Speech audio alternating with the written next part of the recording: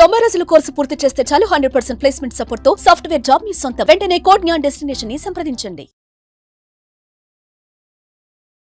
నమస్తే, welcome to Suman TV. నేను మీ సాయి.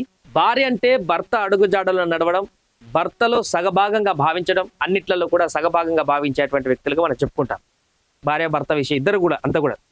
కానీ ఒక భార్య తన భర్త కిడ్నీ అమ్మి ఆ కిడ్నీతో వచ్చినటువంటి డబ్బులతోటి ప్రియుడితో పరారైనటువంటి ఒక సంఘటన, విచిత్రమైనటువంటి సంఘటన చోటు చేసుకుంది. విస్మయానికి గురి చేసేటువంటి, ఆశ్చర్యానికి గురి చేసేటువంటి ఈ సంఘటన కోల్కతాలో జరిగింది. సొంత భర్త కిడ్నీని అమ్మకానికి పెట్టి ఆ వచ్చినటువంటి డబ్బులతోటి ఆ డబ్బులు తీసుకొని మరి ప్రియురాలతో పోయినటువంటి ఒక ఉత్తమ ఇల్లాలిమే. భర్త కిడ్నీ విక్రయించి ప్రియుడితో పరారు, 10 లక్షలు తీసుకొని ఉడాయించిన భార్య. ఇది కోల్కతాలో జరిగినటువంటి ఘటన, పశ్చిమ బెంగాల్ స్టేట్. భర్త కిడ్నీ విక్రయించి వచ్చిన సొమ్మును తీసుకొని ప్రియుడితో పరారైనటువంటి ఒక భార్యమని ఉదాంతం పశ్చిమ బెంగాల్లో చోటు చేసుకుంది. హౌడా జిల్లా శంకర్రాయిల్ గ్రామానికి చెందిన ఆ మహిళ భర్తకు తీయని మాటలు చెప్పి చివరకు మోసగించింది. అన్ని కుటుంబాలు మాదిరిగానే వారికి కూడా ఆర్థిక ఇబ్బందులు ఉన్నాయి. వాటి నుంచి బయటపడాలంటే కిడ్నీ విక్రయించాలని భర్తకు చెప్పి చూసింది. వచ్చిన సొమ్మును బ్యాంకులో వేసుకుంటే కుమార్తె చదువులు, మిగతా ఆర్థిక సమస్యలు ఉండవని నచ్చజెప్పి భర్తను ఒప్పించింది ఆ భార్య. సో నిజమే అనుకుని నమ్మినటువంటి అతడు ఏడాది పాటు వెతికి కిడ్నీ కొనుగోలుదారుడు పట్టుకున్నారు. అంటే ఆ కిడ్నీ ఎవరికైతే కావాలో అవతలన్నటువంటి వ్యక్తులు కొనడానికి ఎవరైతే సిద్ధంగా ఉన్నారో ఎక్కువ డబ్బులు ఇచ్చేసి అలాంటి వాళ్ళని ఎతికి ఏడాది పాటు లాస్ట్కి అలాంటి వారిని పట్టుకున్నారు. 3 నెలల క్రితం కిడ్నీ అమ్మకం జరిగింది. ఎట్టకెలకు అటు ఉన్నటువంటి కొనుక్కోవడానికి సిద్ధంగా ఉన్నటువంటి వ్యక్తులు కూడా దొరకడంతో ఈయన ఇవ్వడానికి సిద్ధంగా ఉన్నటువంటి కిడ్నీ తోటి 3 నెలల క్రితం కిడ్నీ అమ్మకాన్ని కూడా పెట్టేశారు. ఇందుకు 10 లక్షలు తీసుకున్నాడు. అనంతరం భార్య అసలు మోసం బయటపడింది. ఈ మొత్తం సొమ్ము తీసుకొని ఆ భార్య ప్రియుడితో పరారైపోయింది. చూడండి, మొదటేమో మనకు ఆర్థిక ఇబ్బందులు ఉన్నాయి కదా, నీ కిడ్నీ అమ్మతో వచ్చిన డబ్బుతోటి మన కుమార్తె చదువులు కానీ మిగతా ఆర్థిక సమస్యలన్నీ కూడా సద్దుమణిగేటువంటి అవకాశం ఉంటుంది.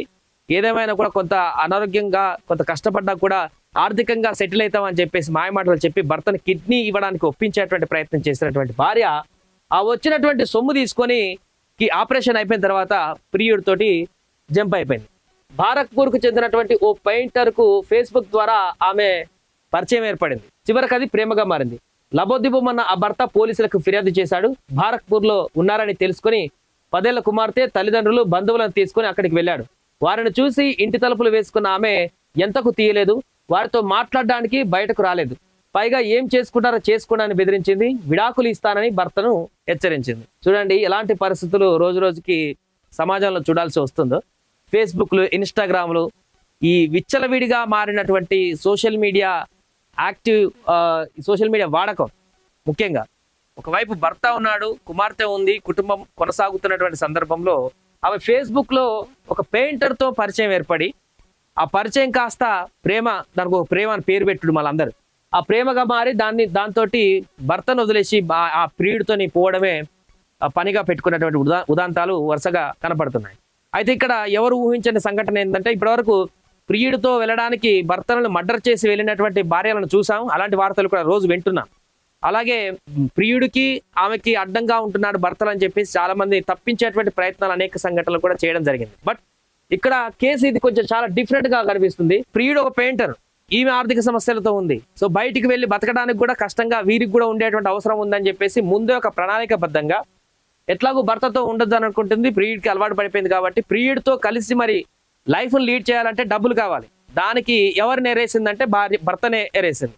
భర్త కిడ్నీ అమ్మేసి వచ్చినటువంటి డబ్బుతో ఆ డబ్బును తీసుకొని ప్రియుడితో కలిసి బయటికి వెళ్తే హ్యాపీగా ఉండొచ్చు మీ ఇద్దరం అని చెప్పేసి అనుకొని ఈ రకమైనటువంటి కార్యక్రమానికి పూనుకుంది.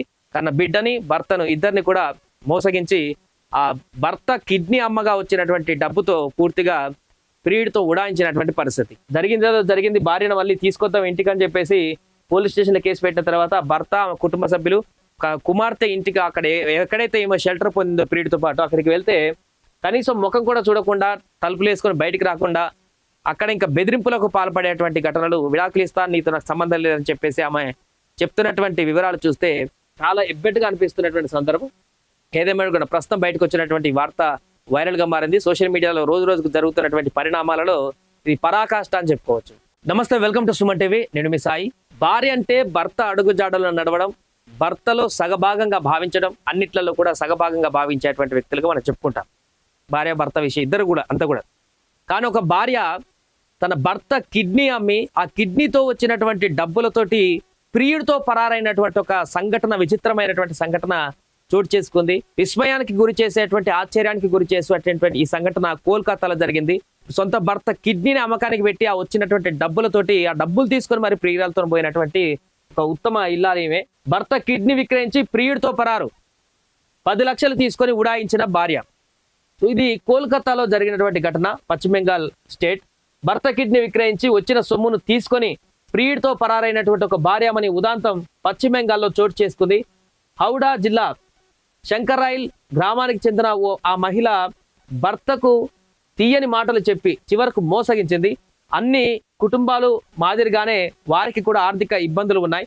వాటి నుంచి బయటపడాలంటే కిడ్నీ విక్రయించాలని భర్తకు చెప్పి చూసింది. వచ్చిన సొమ్మును బ్యాంకులో వేసుకుంటే కుమార్తె చదువులు, మిగతా ఆర్థిక సమస్యలు ఉండవని నచ్చజెప్పి భర్తను ఒప్పించింది ఆ భార్య.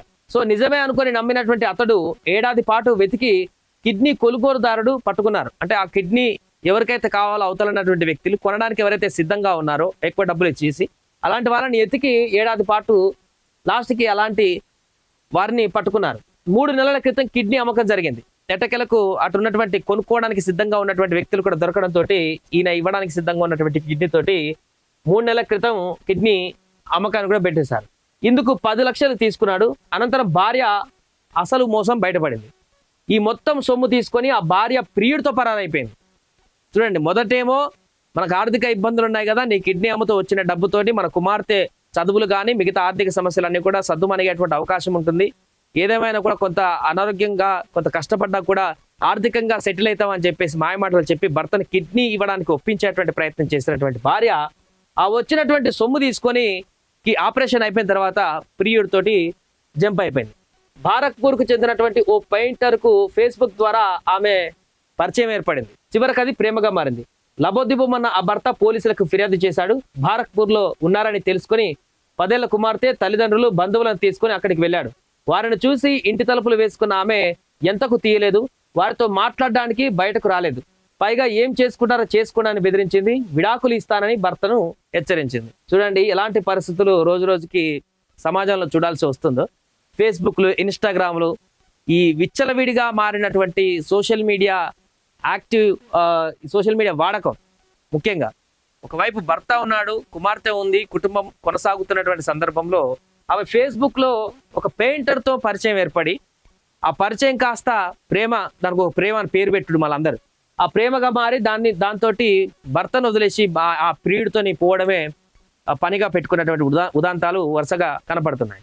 అయితే ఇక్కడ ఎవరు ఊహించని సంఘటన ఏంటంటే, ఇప్పటివరకు ప్రియుడితో వెళ్ళడానికి భర్తలను మర్డర్ చేసి వెళ్ళినటువంటి భార్యలను చూసాం. అలాంటి వార్తలు కూడా రోజు వింటున్నాం. అలాగే ప్రియుడికి ఆమెకి అడ్డంగా ఉంటున్నాడు భర్తలు అని చెప్పేసి చాలా మంది తప్పించేటువంటి ప్రయత్నాలు అనేక సంఘటనలు కూడా చేయడం జరిగింది. బట్ ఇక్కడ కేసు ఇది కొంచెం చాలా డిఫరెంట్ గా కనిపిస్తుంది. ప్రియుడు ఒక పెయింటర్, ఈమె ఆర్థిక సమస్యలతో ఉంది. సో బయటికి వెళ్ళి బతకడానికి కూడా కష్టంగా వీరికి కూడా ఉండేటువంటి అవసరం ఉందని చెప్పేసి ముందే ఒక ప్రణాళికబద్ధంగా ఎట్లాగో భర్తతో ఉండొద్దు అని అనుకుంటుంది. ప్రియుడికి అలవాటు పడిపోయింది కాబట్టి ప్రియుడితో కలిసి మరి లైఫ్ను లీడ్ చేయాలంటే డబ్బులు కావాలి. దానికి ఎవరిని ఎరేసిందంటే భర్తనే ఎరేసింది. భర్త కిడ్నీ అమ్మేసి వచ్చినటువంటి డబ్బుతో ఆ డబ్బును తీసుకుని ప్రియుడితో కలిసి బయటికి వెళ్తే హ్యాపీగా ఉండొచ్చు మీ ఇద్దరం అని చెప్పేసి అనుకొని ఈ రకమైనటువంటి కార్యక్రమానికి పూనుకుంది.